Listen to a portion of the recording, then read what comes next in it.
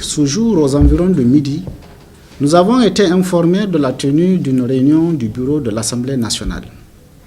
Et que, au cours de la réunion, je dis bien au cours de la réunion parce que le point n'était pas inscrit à l'ordre du jour. Au cours de la réunion, il a été cas d'une demande du gouvernement pour la levée, pour autoriser son arrestation. Je me suis présenté, quand j'étais informé, je n'étais pas dans les locaux de l'Assemblée nationale, j'étais quelque part. Et le temps de venir, il était déjà 13 heures. Par coïncidence, ça a coïncidé à la fin de la réunion et nous avons effectivement été informés que l'autorisation de son arrestation a été déjà donnée. De quoi véritablement il s'agit et pour quelle raison, pour quelle affaire il est l'objet de ces poursuites expéditives. Il s'agit d'un dossier depuis 2005, qui remonterait à 2005, au moment où M. Bakary, à l'époque, était à la cellule de crise alimentaire logée à la primature. C'est ce dossier qu'on a dépoussiéré et c'est pour ce dossier qu'ils ont engagé la poursuite, alors même que lorsque lui, il avait entendu parler de ce dossier, qui était à un stade de rumeur, les gens blaguaient et personne ne pouvait croire à un tel aboutissement de la procédure. Mais enfin, puisqu'ils ont engagé les procédures, comme lui-même l'avait dit dans un point de presse, dans une communication récente, il s'était lui-même présenté aux organes de poursuite, en l'occurrence la gendarmerie qui était chargé de faire une enquête préliminaire. En dépit de son immunité parlementaire, confiant de lui-même et sûr du bien fondé de sa démarche, se mettant à la disposition de la justice, il a préféré lui-même se faire entendre volontiers par la gendarmerie. Où on lui a dit, mais si c'est de cela qu'il s'agit, on ne voit pas de quoi fouetter un chat. Pour nous, il a quand même fait ce qu'il devrait faire, encore qu'il n'était pas tenu. L'affaire aurait pu être close à partir de ce moment. À notre grande surprise, nous avons entendu et nous avons entendu le Conseil des ministres qui a annoncé la levée de l'immunité parlementaire d'un député. Nous l'avons bien entendu, il s'agit pour le gouvernement. À l'époque, on a bien dit à l'issue du Conseil des ministres la levée de l'immunité parlementaire d'un député. Bizarrement, quand la lettre est venue au bureau de l'Assemblée, il a été question de l'autorisation d'arrêter le député. Et cette autorisation a été donnée. Alors, la première question qu'on se pose, c'est que, vous vous souviendrez que, bien avant ce cas-là, dans les mêmes conditions de forme, le même gouvernement avait annoncé, il y a de cela quelques mois, ou il va près d'un an, la levée de l'immunité parlementaire d'un député pour faux et usage de faux. Le cas est avéré, mais de ce jour de cette date à aujourd'hui, entre la primature ou le siège du Conseil des ministres à l'Assemblée, jusque-là, on n'a pas pu faire parvenir cette lettre-là.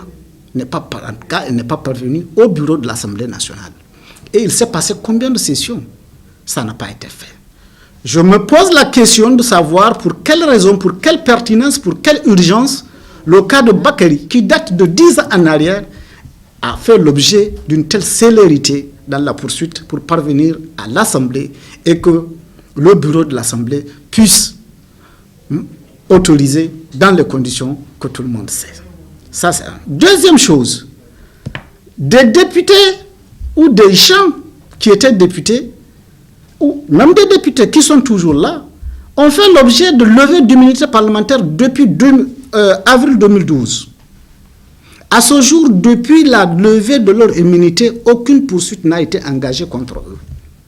Ces gens circulent librement et personne n'est inquiété.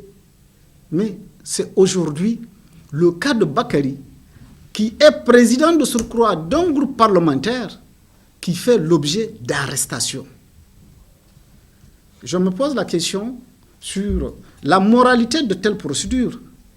J'avoue qu'au moment où ça courait comme rumeur, nous avons pensé à une blague, ou simple, enfin à une blague de mauvais goût.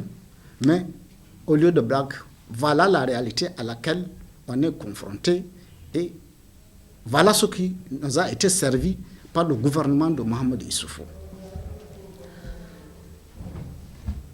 Nous sommes confiants. Nous ne faisons pas de jupitation, d'agitation. C'est pour cela que depuis que ça a été fait, vous avez pu constater qu'on n'a pas réagi. C'est parce que nous sommes sereins. Nous sommes convaincus qu'il s'agit simplement d'un comportement, d'un harcèlement, d'une manœuvre d'intimidation qui rentre une fois de plus dans le répertoire sombre et tristement célèbre du président Issoufou, qui, à défaut de pouvoir présenter au peuple des actes concrets et positifs pour charmer et draguer l'électorat en vue des élections à venir, se met à faire des actes d'intimidation. Vous avez entendu les leaders de ce pouvoir, les gouvernants qui vont même provoquer les gens pour dire qu'on peut tout leur faire, c'est des peureux, ils ne vont pas sortir. Pour nous et nos leaders sont des gens responsables qui ont l'expérience de la vie publique et de la gestion de l'État. Et c'est pour cela qu'ils ne se laissent pas entraîner dans ce comportement de provocation. Parce qu'il y a une petite boutade qui dit que si l'aveugle t'invite, si un aveugle t'invite à un jet de pierre, rassure-toi que lui, il sait rassurer qu'il a un tas de pierres à côté de lui. Et c'est pour t'entraîner dans un piège. Eh bien, nous les considérons trop néophytes pour que ils nous entraînent dans un tel jeu. Et eux, ils savent que nos leaders, en réalité, et l'opposition en général, n'a pas peur et n'est pas dans une léthargie. Et ils savent les actions qui sont en train d'être menées en sourdine. Et c'est de cela qu'ils ont peur. Ils ont peur du silence de l'opposition, mais c'est un silence responsable et qui les amènera forcément au précipice. Et ils vont tomber. Ces gens incapables de faire des offensives de charme, incapables de faire des réalisations, incapables de faire quelque chose de concret, incapables de s'abstenir de leur soif de détournement ou d'avidité de l'argent, vous les voyez chaque jour, ils se mettent dans une sorte d'instrumentalisation des structures de l'État, pour pouvoir s'imposer et faire taire toutes les voix discordantes. Je dis instrumentalisation parce que vous allez voir, la justice est mise à contribution. Pour peu que vous dites que le gouvernement a fait ci, on déclenche une procédure contre vous. On instrumentalise la justice. On instrumentalise les autres structures de l'État. Vous avez vu la dernière fois la descente musclée qui a été opérée à un bureau de Ismaël Hamma. Vous vous rappelez également de cette saga qui est menée contre les leaders de l'opposition qui ont fait une déclaration dans le livre blanc qui rentre simplement dans le cadre de leur activité associative de partis politiques. Des procédures sont engagées jusqu'à vouloir lever l'immunité parlementaire, l'immunité d'anciens chefs d'État. Comme si ils oublient qu'eux aussi demain seront des anciens chefs d'État et que les mêmes choses peuvent leur être appliquées. Cette instrumentalisation nous inquiète.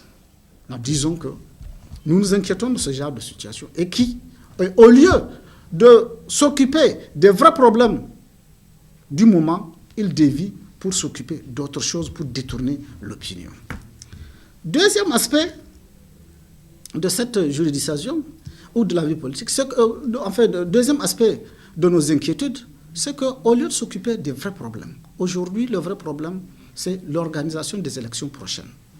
Vous allez voir, dans ce cadre-là, la dernière fois, le scandale qu'il y a eu à la CENI. Au lieu de s'en occuper, non, pour distraire les gens, on crée des effets, des coups d'éclat comme l'arrestation d'un député pour détourner l'attention des gens. Oh, nous, ça là, nous y tenions comme à la prunelle de nos yeux. Parce que on ne peut pas laisser ce qui s'est passé à la CENI une telle corruption qui s'est passée à la CENI et penser que les gens vont s'occuper d'autre chose. Qu'est-ce qui veut véritablement et comment est-ce que cet acte est grave? Vous avez vu que ça a été reconnu qu'il y a eu corruption à la CENI. Nous remercions au passage la CENI, les responsables de la CENI, qui ont pris la mesure de la chose, qui ont réagi par rapport à ça. Mais par-delà cette réaction, nous demandons au pouvoir de sévir,